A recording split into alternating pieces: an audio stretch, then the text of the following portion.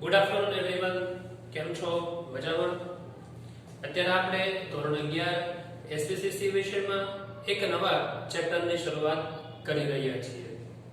તો વિદ્યાર્થી મિત્રો, અત્યાર સુધી આપણે કેટલો કોર્સ પૂરો કર્યો છે? તો આપણે પહેલા ભાગમાં 1 થી 4 ચેપ્ટર જે છે એ પૂરા કરી ચૂક્યા છીએ, જેની બધા ચેપ્ટરની ટેસ્ટ પણ અલગ અલગ રીતે અલગ અલગ રાઉન્ડમાં લેવાઈ ગઈ છે, જેનું આપણે રિવિઝન પણ સારી રીતે કર્યું છે. ત્યારબાદ આપણે બીજા ભાગમાં 1 થી 3 ચેપ્ટર પણ પૂછાઈ ગયા છે. જે પેલી ટેસ્ટ હતી આપણે એમાં પણ આપણે કોર્સ લીધેલો છે. હવે ત્યારબાદ આપણે બીજા ભાગનું ચોથું ચેપ્ટર જે છે એ શરૂ કરવા જઈ રહ્યા છીએ.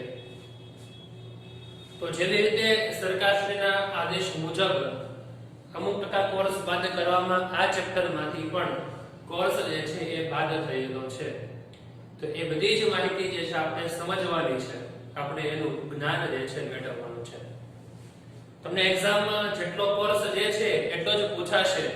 બાદ કરેલા કોર્સમાંથી તમારો કોઈ ટોપિક હશે નહીં, પરંતુ આપ સૌને ધ્યાનમાં આવે એટલા માટે કોઈ મુદ્દા આપણે બાદ કરવાના નથી.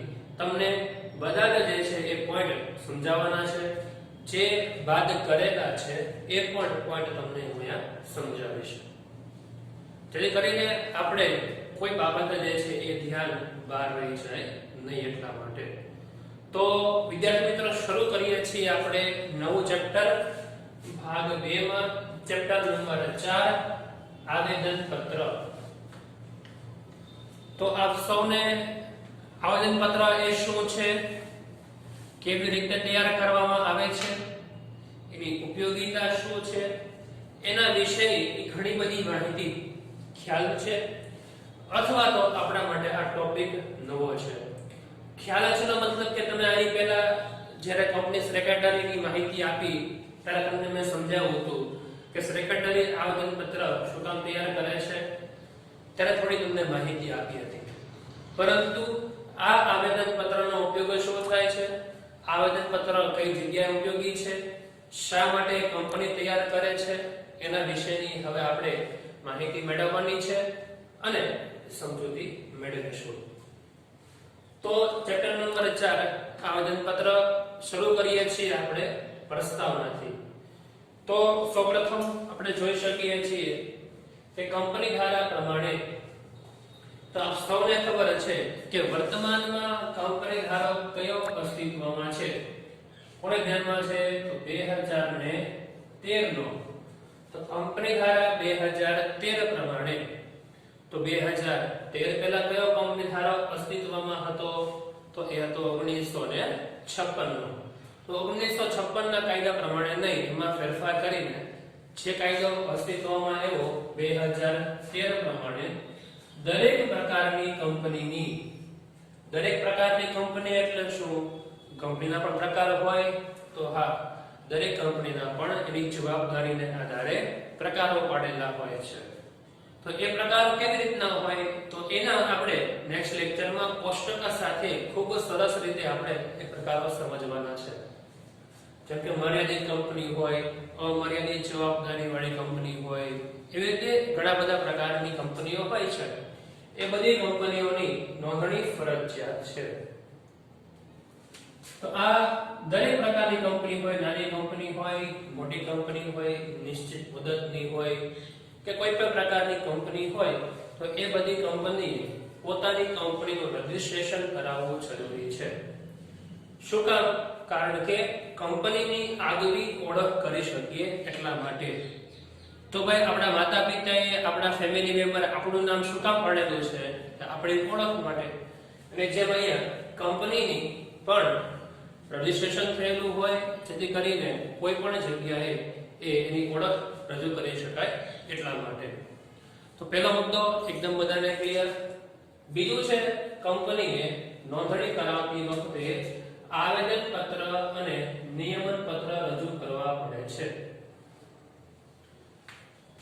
જેવી રીતે કંપનીનો કોઈ પણ સભ્ય હોય, સંચાલક મંડળ હોય કે મુખ્ય અધિકારીઓ છે, એ લોકોએ કંપની રચના કરવાની હોય, કંપનીની સ્થાપના કરવાની હોય તો સ્થાપના વિધિમાં આપણે એવું સમજી ગયા છીએ કે કંપનીની સ્થાપના કરતી વખતે એના કરાર બનાવતી વખતે એ આવેદનપત્ર અને નિયમનપત્ર આ બે પત્રકો હોવા આવશ્યક છે. એટલે કંપની શા માટે આવેદનપત્ર નિયમનપત્ર તૈયાર કરશે તો એ આપણે સમજવાનું છે. પરંતુ આપણને એક માર્કના પ્રશ્નમાં પૂછાશે.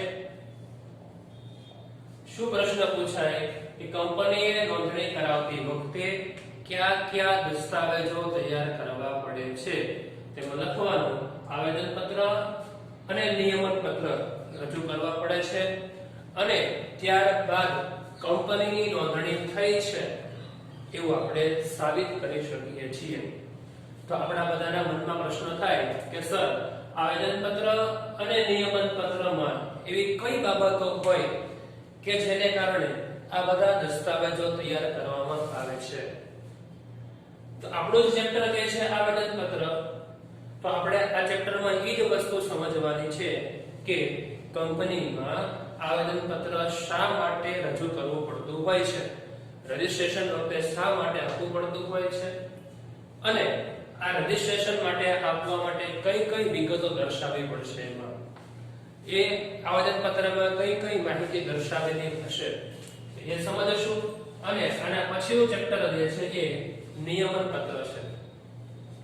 તો નિયમનપત્રમાં પણ કઈ વિગતો હશે, શા માટે રજૂ કરવું પડતું હોય છે એના વિશેની આપણે ચર્ચા કરવાની છે. ત્યારબાદ આવેદનપત્ર કંપની માટે મૂળભૂત અગત્યનો દસ્તાવેજ છે. એક માર્કમાં મોસ્ટ આઈએમપી એમસીક્યુ એ કંપની આવેદનપત્ર નીચેનામાંથી કયો દસ્તાવેજ કંપનીનો મૂળભૂત દસ્તાવેજ છે? અથવા પ્રશ્ન એમ પૂછાય કે નીચેનામાંથી કયો દસ્તાવેજ કંપનીનો પાયાનો દસ્તાવેજ છે?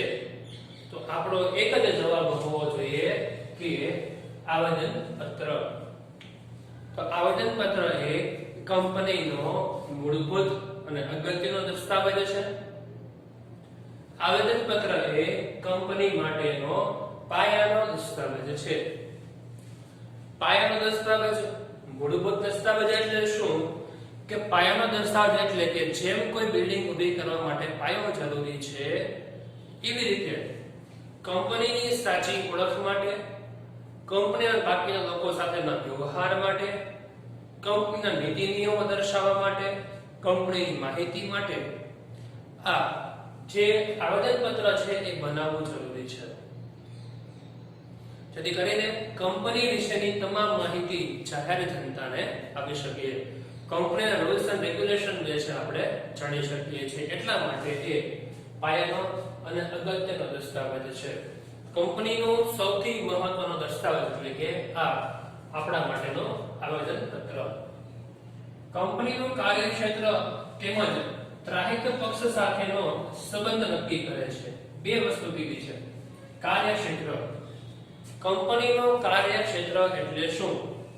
તો કંપનીનું કાર્યક્ષેત્ર એટલે કે કંપની કેવી રીતે કાર્ય કરી રહી છે, કંપનીનું સ્વરૂપ, કાર્યક્ષેત્ર કેટલું વિશાળ છે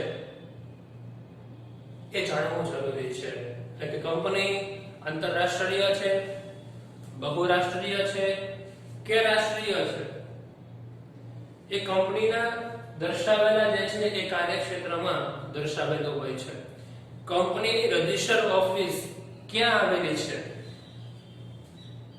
કંપનીની તમામ પ્રકારની માહિતી જે છે એમાં દર્શાવેલી હોય છે.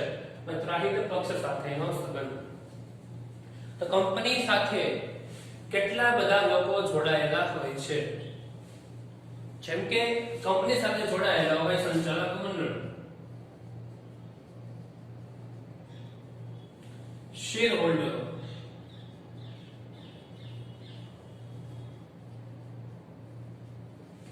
ડિબેન્ચર હોલ્ડર હોય તો એ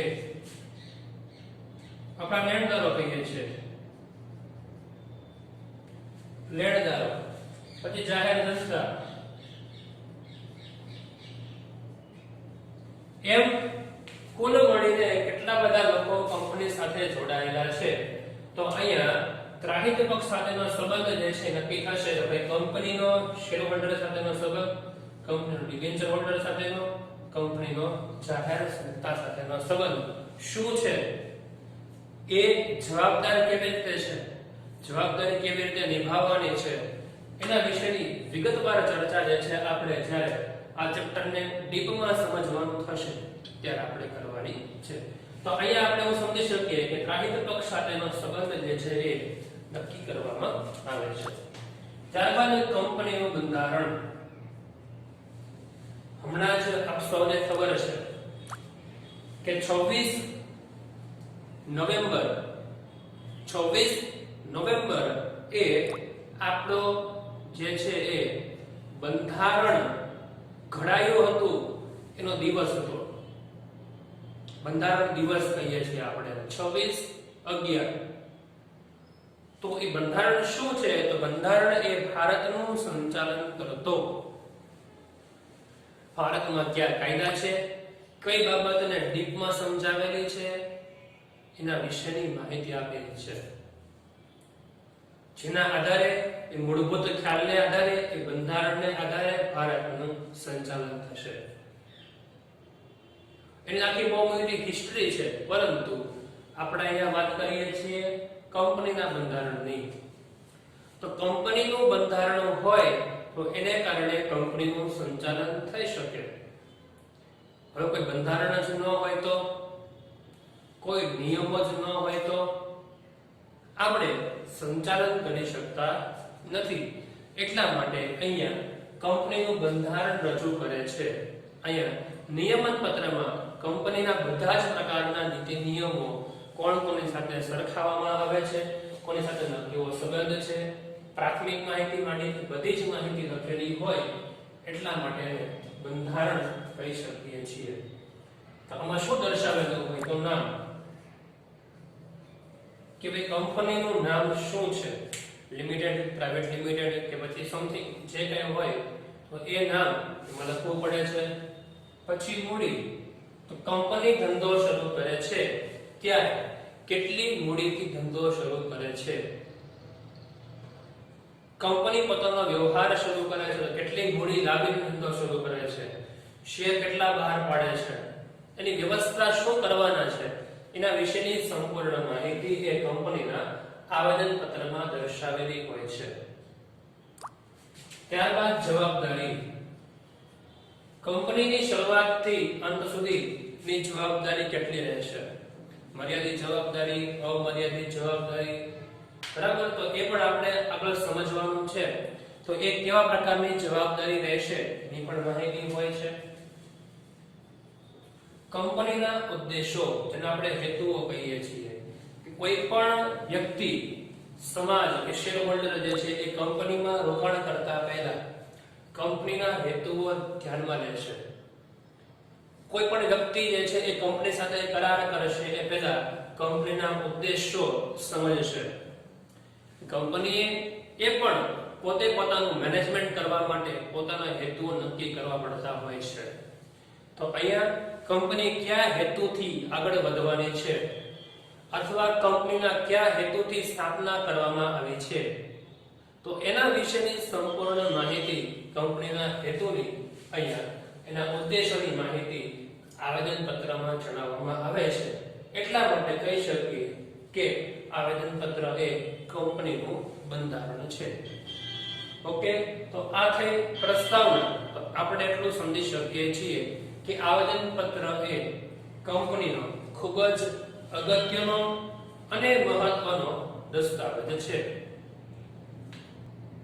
તો હવે આપણે સમજીએ છીએ આયોજનનો અર્થ અને તેની અલગ અલગ પ્રકારની બે વ્યાખ્યાઓની સમજૂતી મેળવીએ છીએ.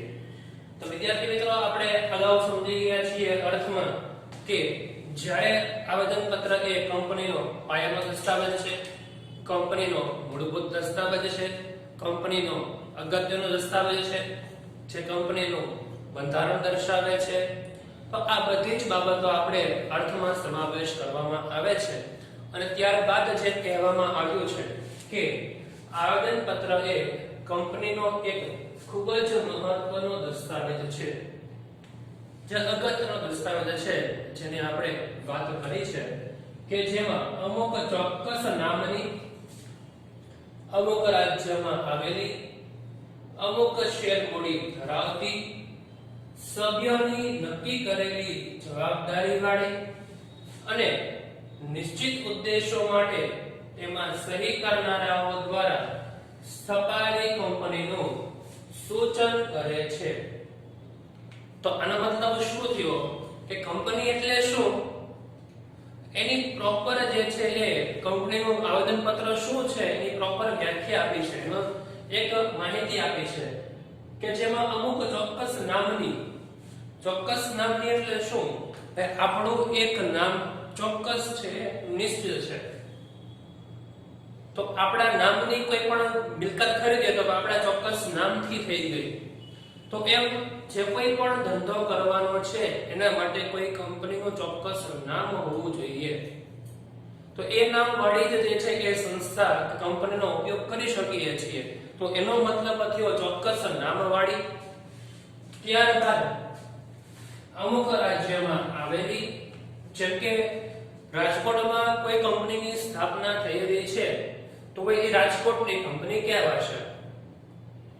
અથવા ગુજરાત રાજકોટની કંપનીનો જે છે એ ખ્યાતનામ વસ્તુનું પ્રોડક્શન જે છે એ ભારતના દરેક રાજ્યમાં જે છે એ વેચાતું હોય તો એમ કહી શકીએ કે ભાઈ આ કંપની ગુજરાતની છે. તો અમુક રાજ્યમાં કે ભાઈ મોટી કંપની હોય તો ભાઈ એ ભારતના ચારે ચાર ખૂણે, જેમ કે ઉત્તર, દક્ષિણ, પૂર્વ, પશ્ચિમ 5-6 બ્રાન્ચ ધરાવતી હોય, શાખા ધરાવતી હોય તો એ અમુક રાજ્યમાં આવેલી કહી શકીએ આપણે.